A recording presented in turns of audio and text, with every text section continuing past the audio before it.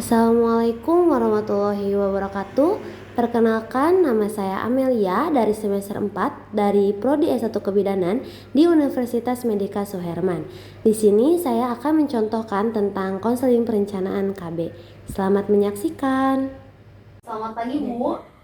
Perkenalkan, nama saya Bidan Amelia yang bertugas di BPM ini. Ada yang bisa saya bantu Ibu?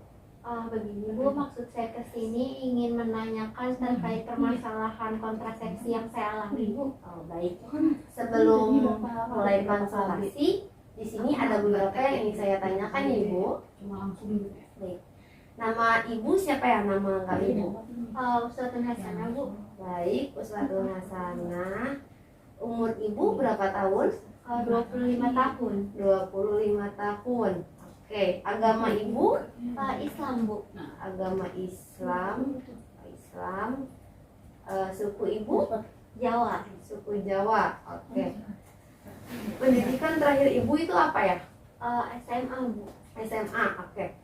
Pekerjaan untuk saat ini itu apa? Ibu rumah tangga. Oke. Alamat Ibu di mana? Kampung Karanganyar, Kampung Karanganyar, Desa Karangsari, Desa Karangsari, Kecamatan Cikarang Timur. Kecamatan Cikarang Timur. Oke. Baik, apakah Ibu sekarang ada penyakit yang Ibu derita? Tidak ada Bu. Oke. Riwayat penyakit sebelumnya ada? Tidak ada. Oke, tidak ada ya. Kalau boleh tahu, ini perkawinan yang keberapa ya Ibu? Yang pertama. Sudah berapa bulan, berapa tahun? 1 tahun 2 bulan Bu. 1 tahun 2 bulan.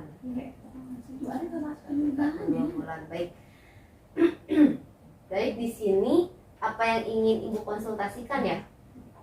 Semalam kan saya sudah berhubungan badan dengan suami saya ya Bu. Baik. Lalu itu menggunakan kontrasepsi kondom. Nah pada saat melakukan itu kondomnya itu bocor Bu, dan apa yang harus saya lakukan karena sebelumnya saya udah mempunyai 2 anak Bu. Baik. Baik Ibu, sebelum saya jelaskan maksud dan tujuan kami melakukan konseling ini ya Bu, tujuan agar Ibu bisa mengatasi permasalahan yang Ibu alami. Konseling ini kemungkinan akan berlangsung selama 10 menit. Apakah Ibu bersedia? Iya bersedia. Ibu, dari permasalahan tadi yang Ibu alami, yang Ibu ceritakan, Ibu bisa menggunakan kontrasepsi darurat. Nah, kontrasepsi darurat ini adalah kontrasepsi yang dapat mencegah kehamilan ya, bila digunakan setelah hubungan seksual atau setelah senggama. Metode kontrasepsi yang digunakan pasca senggama ini yang bertujuan mencegah kehamilan pasca berhubungan seks yang tidak terlindungi. Nah, penggunaan kontrasepsi darurat dapat menurunkan angka kehamilan yang tidak diinginkan hingga 50%. Pelayanan kontrasepsi darurat pada ibu yang tidak terlindungi kontrasepsi sebagai mana itu disebutkan dalam ayat 1, yaitu yang pertama itu ada kondom bocor, lepas atau menggunakannya.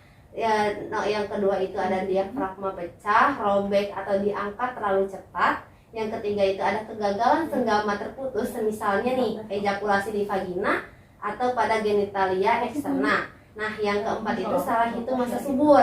Nah, ada 2 macam kontrasepsi darurat, yaitu ada mekanik berupa IUD dan medik pil KB. Syarat-syarat menggunakan kontrasepsi darurat ini itu ada tidak sedang hamil. Yang pertama itu tidak sedang hamil, yang kedua itu sebelum usia menopause, dan yang ketiga itu tidak terlalu muda. Nah, adapun yang keempat itu ada juga tidak ada masalah kesehatan fisik. Yang kelima itu cara penggunaannya sederhana, dan yang terakhir itu dapat diterima oleh pasangan. Baik Ibu, di sini juga ada keuntungan dan kerugian dalam menggunakan kontrasepsi darurat. Yang pertama itu tidak menyebabkan keguguran. Yang kedua, dapat mencegah kehamilan yang tidak diinginkan.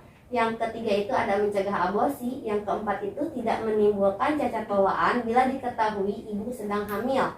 Jadi kandungan di dalam kontrasepsi darurat yang aman tidak akan menimbulkan cacat bawaan. Nah, adapun kerugiannya Ibu, ada kerugiannya juga ya. Yang pertama itu tidak dapat dipakai secara permanen. Nah, yang kedua itu harus dengan resep dokter. Kontrasepsi darurat pil itu tidak bisa dibeli tanpa resep dokter atau bidan.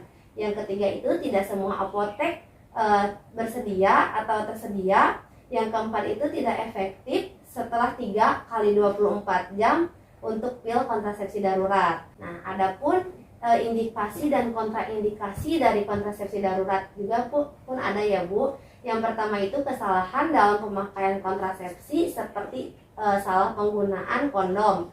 Yang kedua itu pemerkosaan. Yang ketiga itu tidak menggunakan kontrasepsi. Nah, dari sini sudah paham Ibu?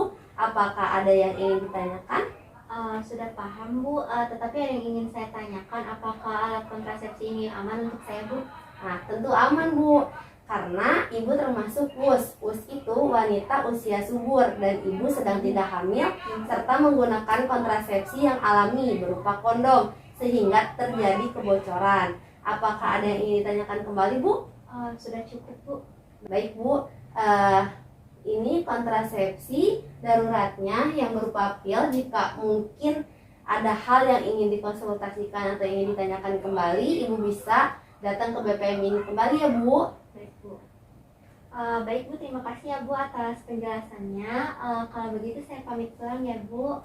Terima kasih sekali lagi Bu Asali. Iya, hati-hati ya Bu. Iya. Mungkin cukup sekian dari saya, semoga bermanfaat. Thanks for watching. Wassalamualaikum warahmatullahi wabarakatuh.